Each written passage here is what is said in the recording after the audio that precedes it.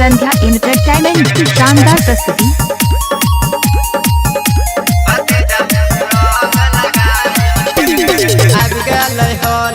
रंगबाई हम चल अब गए हॉल रंगबाई हम चल पीछे अंगने में धके बजाय रे देबा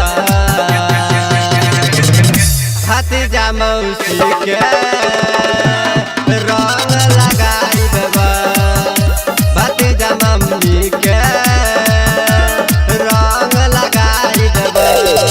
Presented by Sandhya Entertainment। Music director Nitish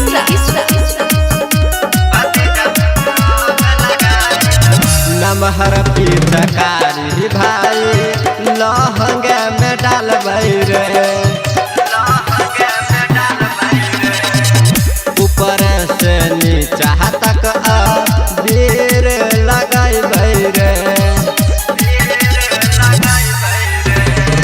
नमहर पिचकारी भाई लहंगे में डालबै रे ऊपर से नीचा तक अबीर लगैबै रे धके कवारी बजाय रे देबा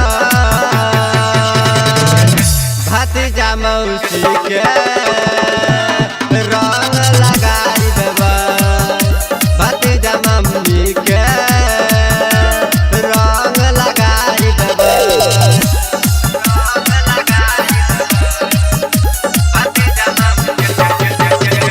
म्यूजिक डायरेक्टर नीतीश अभी सुन रहे हैं संध्या एंटरटेनमेंट की शानदार प्रस्तुति। लहंगा लखनऊ कर देते खराब रे राइटर घुरन जब बिकते शराब रे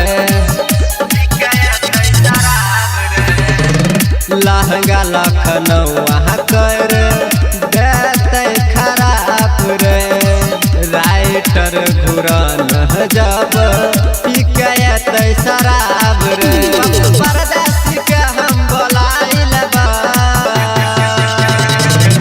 भतीजा मौसी के रंग लगाई देबा भतीजा मम्मी के रंग लगाई देबा। यदि आप चाहते हैं संध्या एंटरटेनमेंट के सभी ऑडियो वीडियो देखें तो चैनल को सब्सक्राइब जरूर करें और बेल आइकन को दबाना ना भूलें।